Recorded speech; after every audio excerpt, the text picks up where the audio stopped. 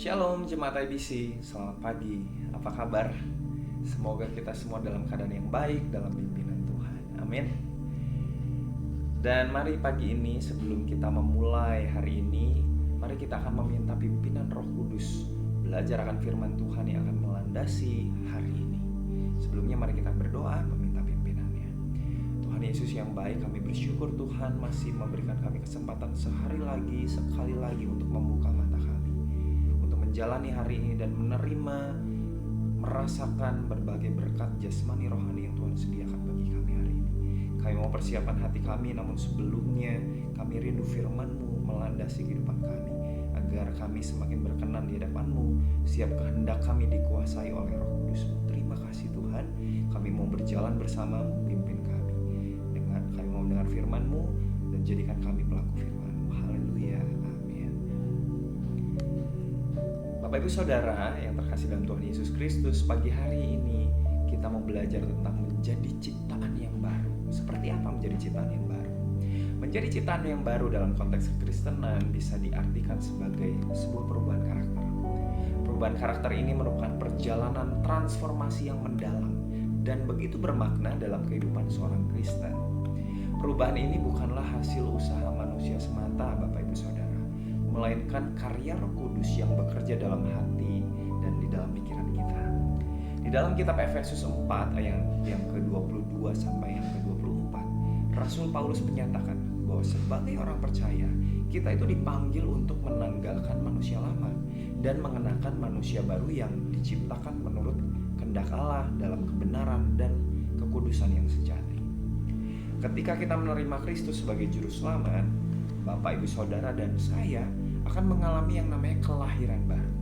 Rasul Paulus menjelaskan bahwa jika seorang ada di dalam Kristus, jika kita ada di dalam Kristus, maka kita adalah ciptaan baru.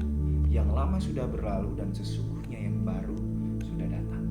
Transformasi ini atau perubahan ini dimulai dari dalam hati, di mana Roh Kudus memperbaharui pikiran dan keinginan hasrat hati kita. Proses ini dikenal sebagai pengudusan, di mana kita terus-menerus diubah menjadi serupa dengan gambar Kristus. Salah satu aspek penting dari perubahan karakter dalam Kristus adalah pengembangan buah roh. Di dalam Galatia 5 ayat 22-23 mencatat bahwa ketika kita menjadi ciptaan baru, maka kita akan merasakan buah roh.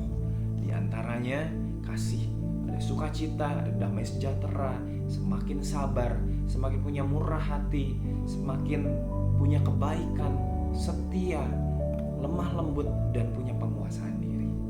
Buah roh ini adalah tanda nyata dari kehadiran Roh Kudus dalam hidup kita dan bukti bahwa kita sedang mengalami perubahan karakter.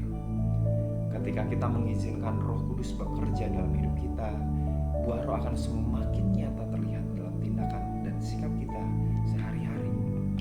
Perubahan karakter dalam Kristus juga melibatkan pembaharuan pikiran. Di dalam Roma 12 ayat 2 mengingatkan kita, janganlah kita menjadi serupa dengan dunia ini, tetapi marilah kita berubah oleh pembaharuan budi kita, sehingga kita dapat membedakan mana kehendak Allah, apa yang baik, yang berkenan pada Allah, dan yang sempurna.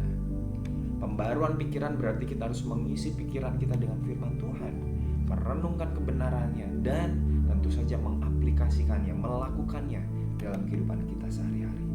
Ketika pikiran kita diperbaharui, sikap dan perilaku kita juga akan berubah sesuai dengan kehendak Allah. Selain itu, Bapak Ibu Saudara yang terkasih, perubahan karakter dalam Kristus memerlukan kerendahan hati dan tentu saja ketaatan. Tuhan Yesus sendiri memberikan teladan kerendahan hati yang sempurna dengan mengosongkan dirinya dan menjadi hamba yang taat sampai mati di kayu salib. Sebagai pengikut Kristus, kita dipanggil untuk meneladani kerendahan hati dan ketaatannya.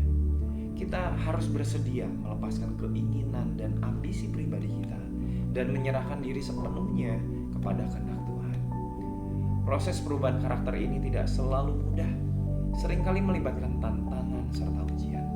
Namun, kita dapat memiliki keyakinan bahwa Allah yang memulai pekerjaan yang baik dalam kita akan menyelesaikannya sampai pada akhirnya. Amin. Yes, itulah harapan kita di dalam Tuhan.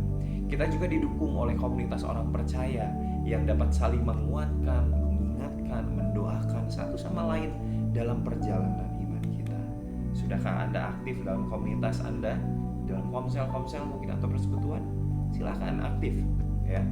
Dan sebagai kesimpulan, perubahan karakter dalam Kristus adalah perjalanan seumur hidup yang dipenuhi dengan pertumbuhan dan pembelajaran.